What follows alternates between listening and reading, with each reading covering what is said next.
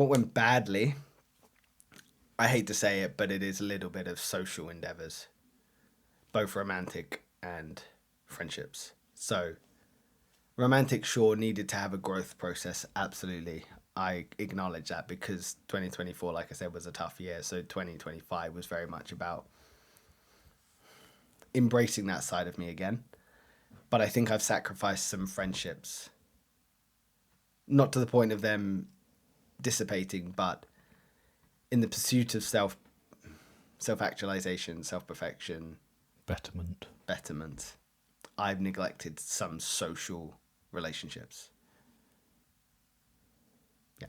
And then that was like I said, at the pursuit of trying to become better as a human. So that's the why there.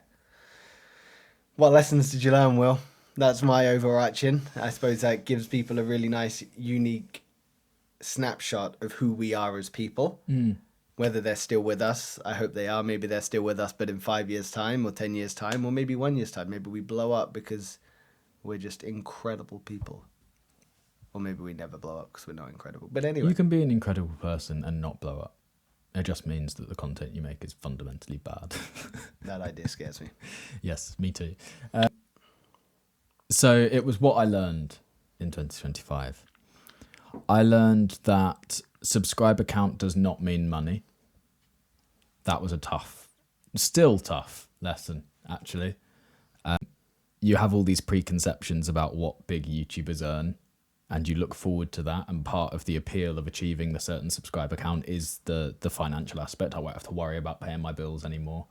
Like, no, it doesn't do anything for you. And that is an unteachable lesson.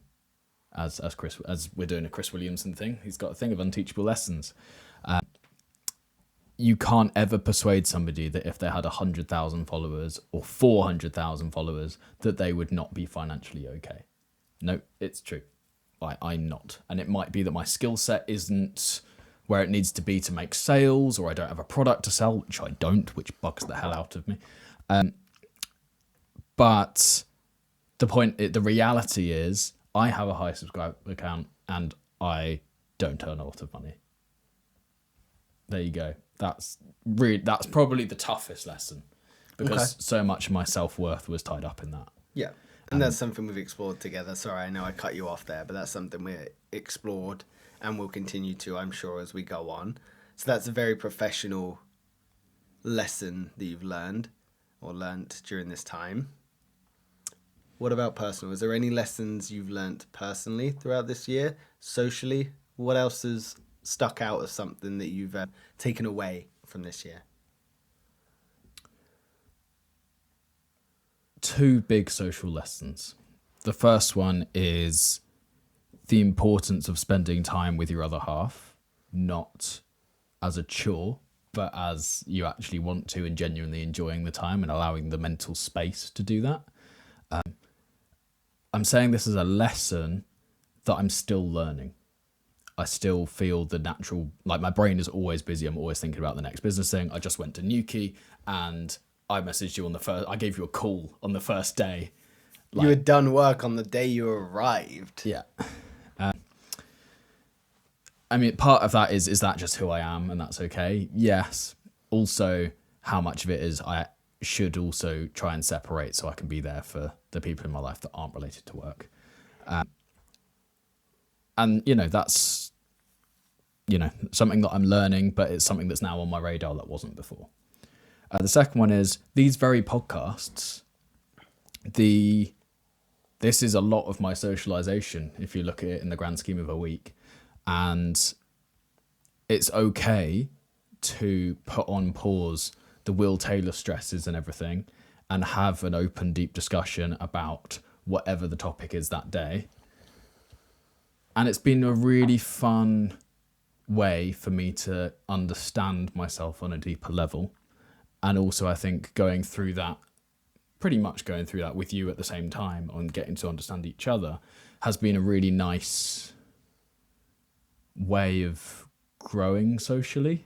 So would you say you've learned that it's okay to embrace this sort of communicative style? And it's okay to be vulnerable. It's okay to have open discussions and understand you maybe might be lacking in some areas, a little bit further ahead in others, and just having an open discussion about yourself and what makes you unique without it defining you as well, Yeah. without attaching to the conversations. Having the space to do so, creating the space to do so. I think it's really important for a lot of people to do that, because this is something we're probably going to try and preach as we continue to grow this channel. But, you know, we are literally two guys of a certain generation, slightly different generation. You're Gen Z, you fucking weirdo. Can't help it.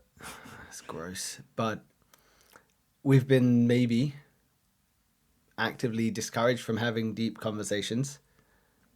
I know definitely during my generation of millennials we have been. I know it's changing now, and that's for the better. But hopefully we can encourage those to have similar discussions and open up and feel like their voices have validity and they deserve to be heard. So what lessons have I learned during this year? What have you learned? I know, it's really I tough. wanna know.